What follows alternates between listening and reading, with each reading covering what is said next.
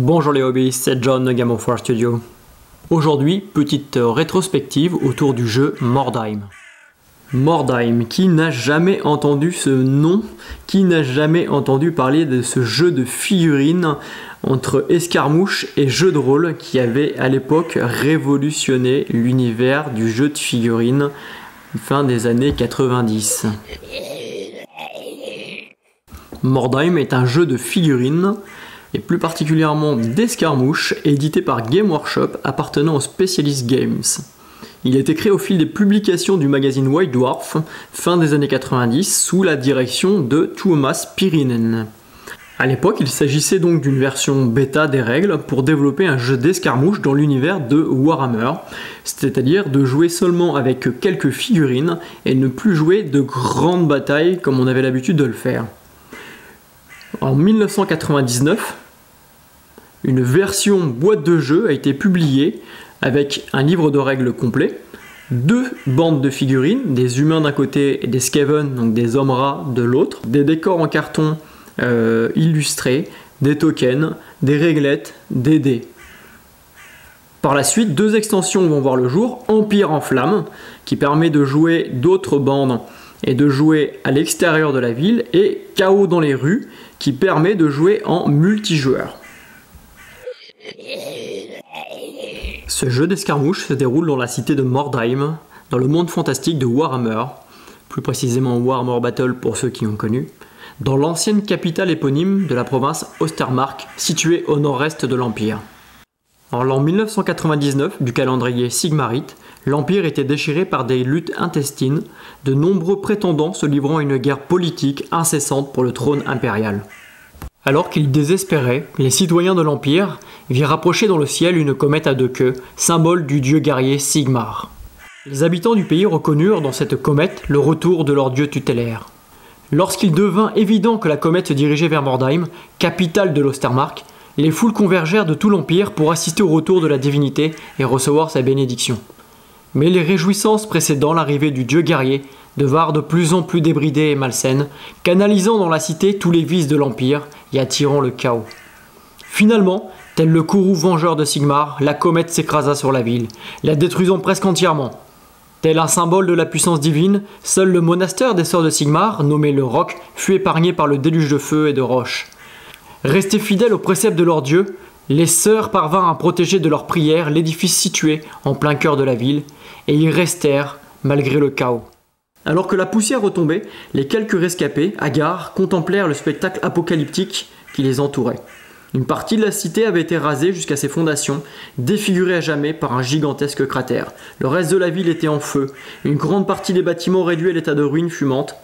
Alors que les survivants tentèrent de récupérer ce qu'ils pouvaient, ils découvrirent d'étranges éclats de pierre. Le météore pulvérisé lors de l'impact avait répandu dans tout Mordheim une mystérieuse pierre verdâtre. Cette pierre magique semblait posséder des vertus incroyables, mais elle apportait aussi maladie et déchéance. On l'appelait aussi la Malpierre, la pierre qui a permis la mutation des Skaven. La rumeur de ses pouvoirs extraordinaires finit par se répandre dans l'Empire et au-delà. Des seigneurs de toutes les races du vieux monde commencèrent alors à dépêcher dans la cité des bandes de combattants pour récupérer le précieux minerai.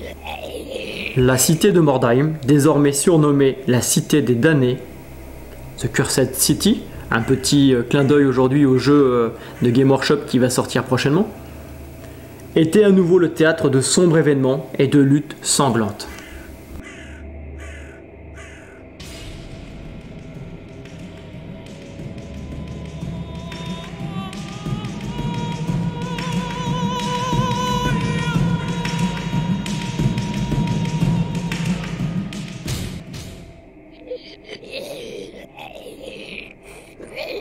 Mordheim est un jeu de plateau, en tour par tour, où 2 joueurs s'affrontent et élaborent des stratégies pour vaincre leur adversaire dans une reproduction d'un combat de rue. C'est un jeu d'escarmouche. C'est-à-dire qu'il faut peu de figurines pour pouvoir jouer. Une bande constituée de 3 à 15 figurines, 20 pour les bandes les plus nombreuses, montées et peintes, permettent de jouer rapidement. Les joueurs ont accès à différents types de bandes, des humains, des orques, des skaven, des morts-vivants, Ils peuvent la constituer à la manière d'un bon vieux jeu de rôle en les équipant et en leur faisant gagner de l'expérience pour augmenter leurs compétences. Une bande à Mordheim se compose de deux grands types de personnages. Les héros d'un côté, avec certaines obligations, et les hommes de main de l'autre, achetés en groupe de combat. On peut aussi ajouter des francs-tireurs, c'est-à-dire des mercenaires qui louent leurs services en échange de bons combats, d'un bon repas et de quelques pièces d'or. Les héros sont les meneurs de la bande et sont les guerriers indispensables. Il y a quelques obligations, par exemple un capitaine obligatoire où vous ne pouvez prendre qu'un seul type de prêtre guerrier. En effet, ils ont une marge de progression bien plus importante que les hommes de main. Ils peuvent acquérir des compétences et des améliorations auxquelles les hommes de main n'ont pas accès. En outre, ils ont accès à un équipement plus varié que les hommes de main. À propos des mercenaires qu'on appelle les francs-tireurs dans Mordheim, ce sont des mercenaires qui peuvent rejoindre la bande pendant un temps. Dès le début de la partie, ou en mode campagne, vous pouvez les recruter. Ils exigent qu'on leur paye une solde, plus ou moins élevée selon le type, à chaque partie qu'ils disputent avec la bande. Ils peuvent apporter un soutien, voire un bonus non négligeable. Point particulier, une bande étant limitée dans son nombre de figurines, les francs-tireurs n'augmentent pas le nombre de figurines de la bande et donc peuvent être ajoutés en plus du nombre maximum de figurines que vous avez pour votre bande. Les hommes de main sont les acolytes, les serviteurs, la piétaille de la bande. Ils composent le gros de l'effectif de la bande et sont de type très variable. On peut retrouver du zombie, du chien de guerre, du loup funeste. Mordheim possède deux modes de jeu. Un mode de jeu de bataille, simple, avec des scénarios, et un mode de jeu en campagne, où il est possible de faire évoluer vos bandes. Vos figurines vont alors gagner de l'expérience, ce qui va permettre de renforcer leurs caractéristiques, de gagner de nouvelles compétences. Une partie de Mordheim se base généralement sur un scénario qui établit les modalités de jeu, zone de déploiement, objectifs, conditions de victoire et gain d'expérience. À la fin de la partie, les joueurs entament la séquence d'après-bataille pendant laquelle ils effectuent plusieurs opérations. La partie la plus intéressante. En effet, Mordheim est assurément un jeu de campagne.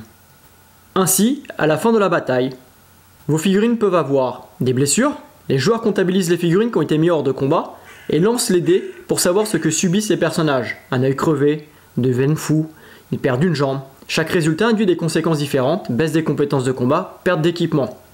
Le côté fun du jeu, c'était la modification de la figurine pour permettre de coller à son historique. Gain d'expérience. En fonction de l'expérience gagnée pendant le jeu par les personnages, les joueurs vérifient lesquels d'entre eux peuvent évoluer. Ils lancent alors des dés sur un tableau d'évolution pour voir ce que gagnent les personnages concernés. Les gains de l'exploration. Les joueurs cherchent des fragments de pierre magique, principale source de revenus des bandes sur le lieu de l'affrontement. Recrutement. Les joueurs achètent de nouveaux membres pour leur bande. Vous pouvez modifier, à l'issue d'une bataille, vos bandes en retirant des personnages, en achetant de nouveaux. Vente de malpierre, la pierre magique. Certaines bandes, en vendant de la malpierre, peuvent gagner plus d'argent et donc modifier aussi leur équipement et leur bande. Enrôlement de francs-tireurs et achat de matériel.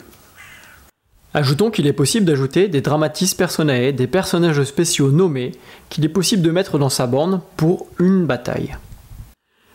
Au fur et à mesure d'une campagne, chaque bande va donc évoluer différemment, et c'est ce qui fait l'intérêt de Mordheim. Mordheim se joue généralement sur une table d'1m20 par 1m20, et pour les grosses parties multijoueurs d'1m80 par 1m20.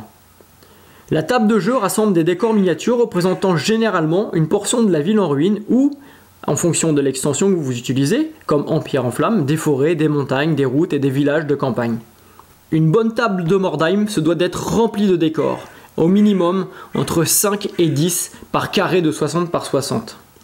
L'idéal est de fournir des échelles, des passerelles, pour permettre de jouer dans la 3 dimensions.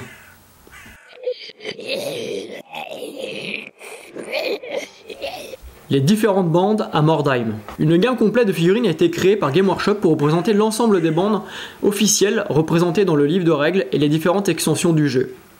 La production de figurines pour le jeu de Mordheim ainsi que de suppléments s'est arrêtée en mai 2013. À l'heure actuelle, le jeu n'est plus suivi par Game Workshop. Ce qui fait la richesse de ce jeu, c'est son univers et les multiples possibilités de bandes, que ce soit les bandes officielles ou les bandes faites par des fans. Il existe de nombreuses gammes de figurines qui vous permettent de vous constituer des bandes comme Reaper Miniature, Raging Hero. Même les figurines sorties pour le jeu Frostgrave sont parfaitement adaptées. Vous pouvez ainsi vous constituer une bande pour très peu d'argent. En moyenne, 50 à 60 € suffisent pour vous faire une bande entre 3 et 15 figurines, jusqu'à 20 figurines pour certaines bandes qui ont droit à plus de figurines. Les listes officielles de bandes pour Mordheim. Les bandes présentes dans le livre de règles. Le culte des possédés, les répurgateurs, les sœurs de Sigmar, les morts-vivants, les Skaven, les Reiklanders, les Middenheimer, les Marienburger. Les bandes présentes dans l'extension Empire en Flammes, les hommes bêtes, la kermesse du chaos. Les bandes présentes dans le livre Mordheim Annual 2002, les orques et gobelins, les chasseurs de trésors nains, les Oslanders, les Averlanders, les Kislevites. Autres bandes notamment apparues dans le magazine Tandcrier, un magazine qui fut développé pour soutenir Mordheim en son temps. Les elfes noirs, les hommes lézards, les amazones, les nordiques, les bretoniens, les pirates du Reich, le clan pestilien, les gardiens des tombes, les gladiateurs, les Tiléens, les hauts elfes, les elfes sylvains, les maraudeurs du chaos, moines de bataille de Cathé, mangeurs d'hommes, tueurs nains et gobelins. Ajoutons qu'une bande de guerriers fantômes elfes a été créée par Game Workshop dans les dernières années de l'existence du jeu de Mordheim dans les jeux spécialistes.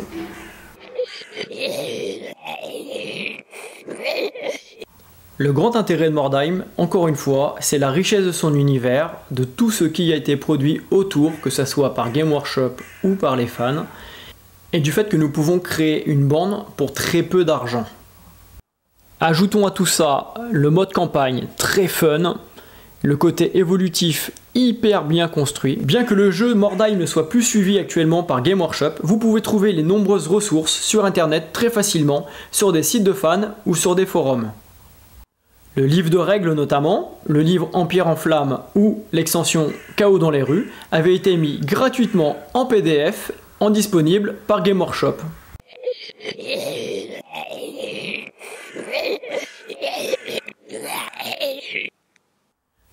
Voilà les hobbyistes, c'est tout pour aujourd'hui. Dans de prochains podcasts et de prochaines vidéos, nous mettrons en avant Mordheim sur notre chaîne, un jeu auquel je joue depuis plus de 20 ans, et je suis également modérateur sur le forum Mordheim France. Si vous avez aimé ce podcast, vous aimez nos vidéos, n'hésitez pas à liker, à vous abonner et à partager. À bientôt!